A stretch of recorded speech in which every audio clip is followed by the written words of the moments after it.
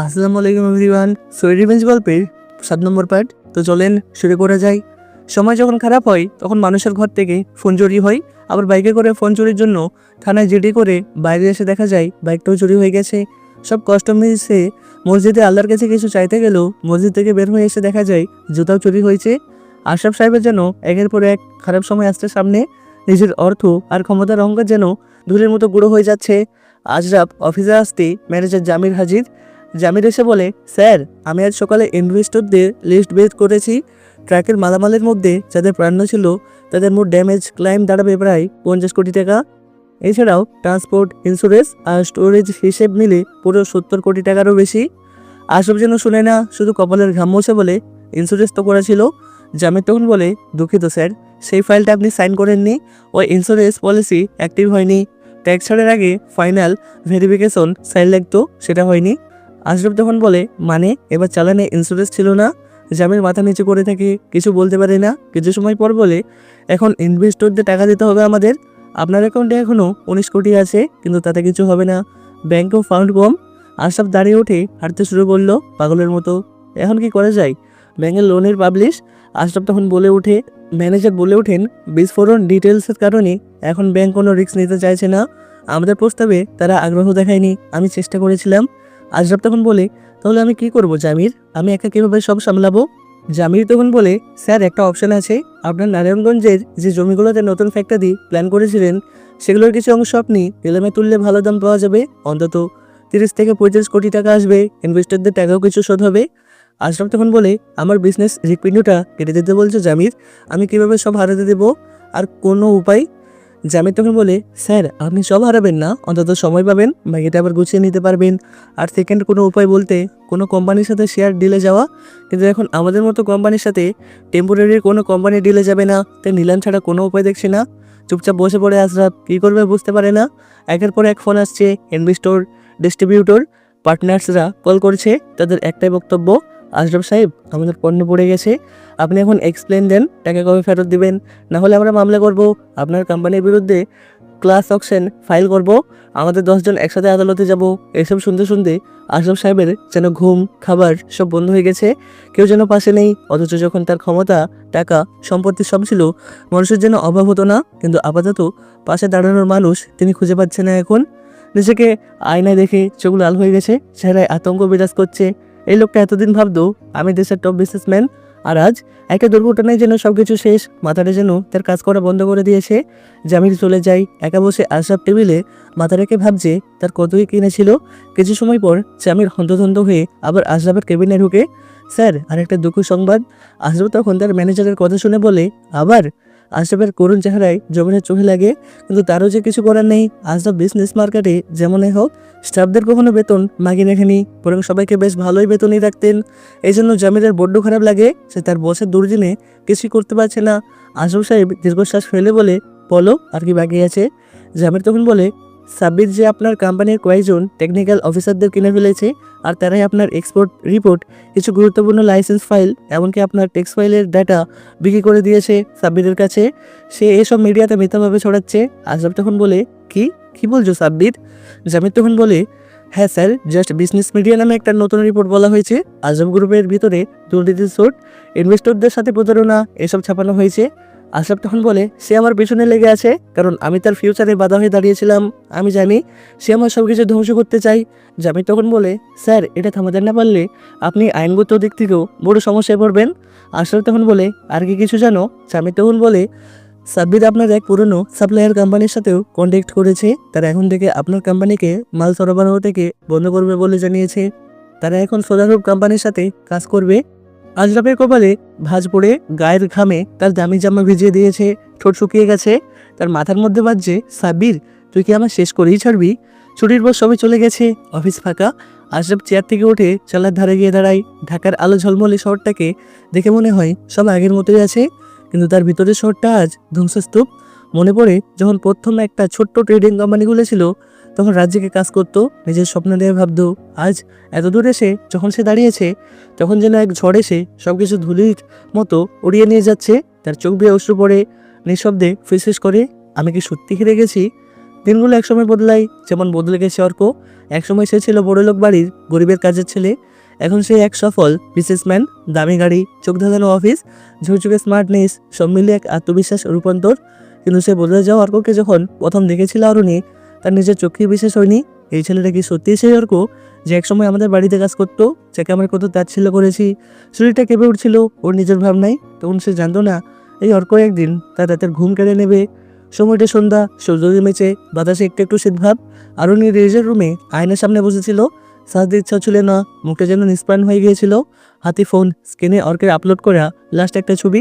কালো শুটে দাঁড়িয়ে, চোখে সানগ্লাস, পিছনে একটা বিলাসবহ গাড়ি, আর কাছের ভিতরে একটি মেয়ের আবহাওয়ায়। অর্ককে দেখে আরুণীর বুকের ভিতর কেমন যেন মোচড় দেয়। নিজে নিজে বলে, অর্ক তুমি তো আজ অন্য কেউ হয়ে গেছো। রত্না তার মেয়ের অবস্থা দেখে বলে, ভাগ্যের কি খেলা, আমরা যাকে এক সময় কাজের ছেলে বলে দূরে রেখেছিলাম, সেই ছেলেটাই আজ আমার মেয়ের স্বপ্ন হয়ে দাঁড়িয়েছে। আর তোর বাবার সব কিছু শেষও হতে চলেছে। আরুণী তার বাবার এসব নিয়ে যেন চিন্তায় নেই। তার হুট করে যে কি হলো, সে দিনরাত অর্ক ছাড়া কিছুই বুঝতে পারছে না। তবে অর্ককে নিয়ে সে বর্তমানে কিছু ভাবছে না এখন। অর্ককে নিয়ে আরুণী যা ভাবছে তা হলো অতীত। অতীতে অর্কের সাথে যা যা করেছে সেসব ওর চোখের সামনে ভাসে। আরুণী যেন পার্সোনাল চাকরও করে রেখেছিল অর্ককে। সেসব ভেবে আরুণী যেন আরও দুর্বল হয়ে যাচ্ছে। পরের দিন সকালে আরুণী বের হলো একদম নতুন সাজে। পরনে হালকা লেবু রঙের শাড়ি, হালকা মেকআপ, হাতে ফ্লান্ডার। অর্কের অফিসে ঢুকে সোজা রিসেপশনে ডেস্কে আসে। আজকে জান্নাত বসে আছে। আরুণী তখন গিয়ে জান্নাতকে উদ্দেশ্য করে বলে, আমি মিস্টার অর্কের সাথে দেখা করতে চাই। জান্নাত তখন বলে, আজও আপনি? আপনার অ্যাপয়েন্টমেন্ট আছে ম্যাম। আরুণী তখন বলে, ও আমাকে চেনে, বলে দিন আরুণী এসেছে। আর যদি সে না শোনে তবে আমি নিজে যাব। জান্নাত মেয়েটা অর্কের কাছে যাই। জান্নাত অর্ককে বলে, অর্ক তোমার আরুণী তোমাকে দেখতে এসেছে, অনেক সিরিয়াস। অর্ক তখন বলে, বলো আমি ব্যস্ত, সময় নেই দেখা করার। জান্নাত তখন বলে, কিন্তু অর্ক। অর্ক তখন বললে, বললাম না আমি ব্যস্ত। জান্নাত তখন বলে, বেশ। জান্নাত আসে সেখানে। আরুণী দাঁড়িয়েছিল। অফিসের সব লোকজন আরুণীকে দেখছে। জান্নাত এসে বলে, সরি ম্যাম, অর্ক বিজি আছে। আরুণী তখন বলে, ও আচ্ছা, তুমি ওর কি হও? জান্নাত তখন বলে, আমি বন্ধু হই অর্কের। আপনার বাড়ি থেকে যেদিন বের করে দেওয়া হয়, সে একটা চায়ের দোকানে খোপড়ির ভিতরে ছিল। পরের দিন মসজিদের ইমাম সাহেবের খাবার খাই।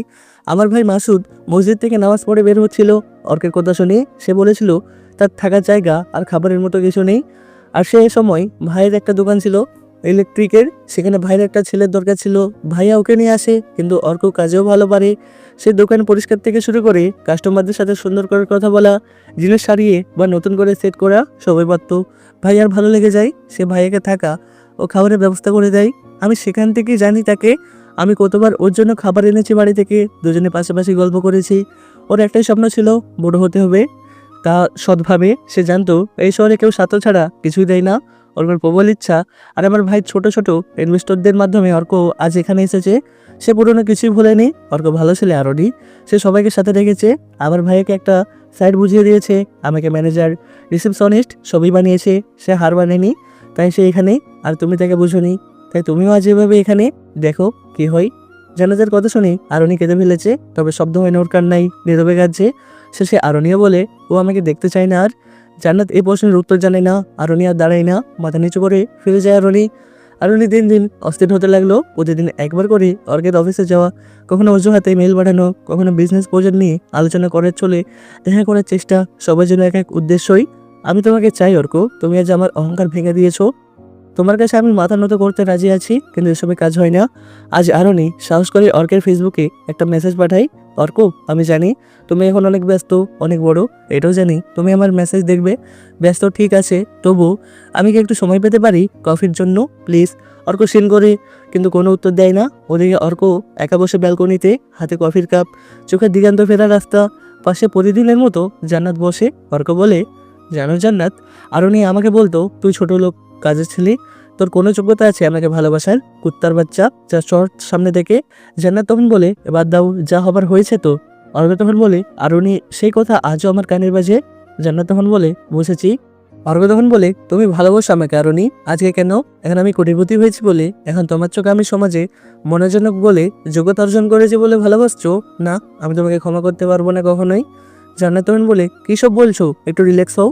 অর্ক আর কিছু বলে না, হেলান দিয়ে বসে আছে সে। অর্ক নিজে নিজে কত কথা ভাবে, কিন্তু মনের গভীরে অর্ক জানে সে আজও আরুণীকে ভালোবাসে। আরুণী ছিল তার প্রথম ও শেষ ভালোবাসা। আরুণী আবার যায় অর্কের অফিসে। এবার সে নিজের রিসেপশনে বসে অপেক্ষা করে প্রায় 3 ঘন্টা। অবশেষে অর্ক বেরিয়ে আসে। আরণি দৌড়ে অর্কের সামনে যায়। অর্ক চুপচাপ দাঁড়িয়ে থাকে। স্টাফরা ফোন বের করে ভিডিও শুরু করেছে। অর্ক বলে, তুমি আবার এসেছো? আরণি যখন বলে, হ্যাঁ আমি এসেছি, তোমাকে বলার মতো কিছু আছে? অর্ক যখন বলে, তোমার বলার কিছু নেই আর আমি শুনতে চাই না। আরণি তখন বলে, না আছে, শুনতে হবেই। অর্ক চুপ থাকে। আরণি একটু এগিয়ে আসে। আরণি বলে, আমি জানি আমি তোমার অতীতে কষ্ট দিয়েছি, আমার আচরণ, আমার কথা সব কিছু দিয়ে আমি তোমাকে অপমান করেছি, আর তার জন্য আমি অনুতপ্ত। অর্ক তখন বলে, তুমি জানো অনুতপ্ত হওয়ার মানে কি? আরণি তখন বলে, আমি জানি, আর জানি তুমি এখন সেই অবস্থানে পৌঁছেছো সেটা কেবল তোমার মেধা, তোমার সাহস, তোমার যুদ্ধের ফল। আমি আজ বুঝি ভালোবাসা মানে শ্রদ্ধা। আমি শ্রদ্ধা করি তোমাকে অর্ক, একটু বোঝার চেষ্টা করো। অর্ক তখন বলে, এতদিন কোথায় ছিল এসব? কোনো কিছু আমার বিশ্বাস হয় না। আরণি তখন বলে, তুমি কি জানো আমি এখন রাত জেগে তোমার ছবিগুলো দেখি, তোমার নাম উচ্চারণ করে কাঁদি, তোমার আগের কথাগুলো ভাবলে আর কষ্ট অনুভব করি। মানুষ কি পরিবর্তন হতে পারে না? অর্ক তখন বলে, পারে, তবে কখন পরিবর্তন হতে হবে সেটা বুঝে নিতে হয়। আরণি কাঁদছে এবার, মুখের মেকআপ লিপটে আছে। আরণি বলে, দেখো অর্ক, আমি চাই না তুমি আমাকে ভালোবাসো, আমি শুধু চাই তুমি আমাকে একটা সুযোগ দাও। আমি নিজেকে বদলাতে চাই তোমার জন্য, শুধু তোমার জন্য। অর্ক চোখ নামিয়ে নেই। তার ভিতরে কান্না, অভিমান, ভালোবাসা সব একসাথে তোলপাড় করছে, কিন্তু মুখে সে বলল, তুমি অনেক দেরি করে ফেলেছো আরণি। আরণি তখন বলে, তুমি আমাকে ঘৃণা করো? অর্ক তখন বলে, না, আমি তোমাকে ভুলতে পারিনি, এটাই আমার সবচেয়ে বড় দুর্বলতা।